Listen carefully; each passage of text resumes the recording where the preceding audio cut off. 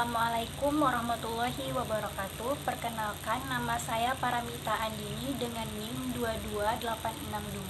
22862061006. Di sini saya akan menjawab beberapa pertanyaan dari materi pembelajaran dan belajar. Pertanyaan pertama yaitu, metode apa saja yang digunakan dalam proses belajar dan mengajar, dan sebutkan dampak positif dan negatif dari metode tersebut. Yang pertama ada metode ceramah. Dampak positif dari metode ceramah ini yaitu peserta didik bisa mendapatkan pokok-pokok penting dari materi yang disampaikan guru. Guru lebih leluasa dalam menyampaikan materi pembelajaran. Sedangkan dampak negatifnya adalah siswa akan menjadi pasif dan proses pembelajaran akan terasa suntuk dan membosankan. Metode berikutnya yaitu metode pembelajaran kooperatif. Adapun dampak positifnya yaitu mengarahkan siswa mempunyai kesempatan yang sama untuk sukses. Yang kedua, siswa akan berkecenderungan saling membantu dan berdiskusi, saling mendukung dan memecahkan masalah bersama. Adapun dampak negatif dari proses metode pembelajaran ini yaitu membutuhkan waktu yang lama bagi siswa sehingga sulit untuk mencapai target kurikulum. Yang kedua, membutuhkan kemampuan khusus guru sehingga tidak semua guru dapat menggunakan metode pembelajaran ini. Metode pembelajaran yang berikutnya yaitu metode pembelajaran berbasis proyek. Adapun dampak positifnya yang pertama, memberikan guru banyak kesempatan melakukan penilaian dan asesmen. Yang kedua, memberikan kesempatan kepada siswa untuk menunjukkan kemampuan mereka bekerja secara mandiri. Yang ketiga, dapat memberikan pemahaman konsep atau pengetahuan secara lebih mendalam kepada siswa. Dampak negatif dari metode pembelajaran ini yang pertama yaitu memerlukan banyak waktu untuk menyelesaikan masalah tersebut. Yang kedua, membutuhkan biaya yang cukup banyak. Metode pembelajaran berikutnya yaitu metode pembelajaran berbasis teknologi. Adapun dampak positif dari metode ini yaitu yang pertama, memberikan kemudahan untuk mengakses informasi. Yang kedua, memudahkan proses komunikasi. Yang ketiga, memudahkan media pembelajaran bagi pelajar dan guru. Yang keempat, media internet dapat memudahkan siswa dalam mengerjakan tugas-tugas. Adapun dampak negatif dari metode pembelajaran berbasis teknologi yang pertama yaitu siswa terlalu ketergantungan terhadap ponsel sehingga dapat menyebabkan masalah kesehatan. Yang kedua, memunculkan budaya instan. Yang ketiga, memunculkan rasa malas belajar. Pertanyaan yang kedua yaitu bagaimana hubungan antara belajar dan pembelajaran. Hubungan belajar dan pembelajaran terletak pada simpul terjadinya perubahan perilaku pada diri individu. Keterkaitannya yaitu pembelajaran sengaja dilakukan untuk menghasilkan belajar. Atau dengan kata lain, belajar merupakan parameter dari pembelajaran. Di dalam pembelajaran terjadi proses belajar, sedangkan di dalam belajar tidak terjadi proses pembelajaran. Kemudian, belajar bisa dilalui dari pengalaman. Pertanyaan ketiga yaitu bagaimana perbedaan antara belajar dan pembelajaran serta kaitannya antar keduanya.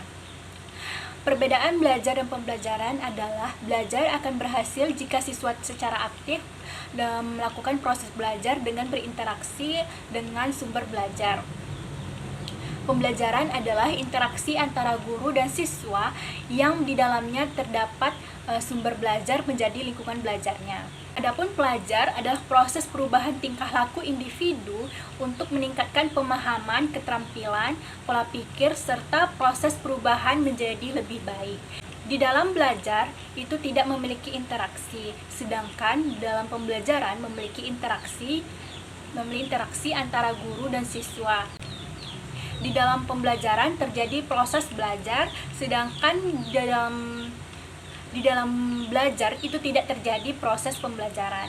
Di dalam pembelajaran itu adanya proses perencanaan, adanya evaluasi, dan adanya pengajaran atau transfer ilmu, adanya penyediaan lingkungan pembelajaran seperti sarana dan prasarana, dan kemudian adanya metode pembelajaran. Pertanyaan yang keempat yaitu apakah tempat tinggal siswa ada pengaruh pada kegiatan belajar dan bagaimana cara mengatasi hambatan dari lingkungan tersebut. Untuk mendapatkan hasil belajar yang baik, diperlukan kondisi lingkungan yang kondusif, baik bisa dilihat dari lingkungan rumah, sekolah, ataupun lingkungan masyarakat, akan menciptakan ketenangan dan kenyamanan siswa dalam hal belajar, sehingga siswa lebih mudah mengerti dan memahami pelajaran atau materi pembelajaran secara maksimal yang disampaikan oleh gurunya. Ada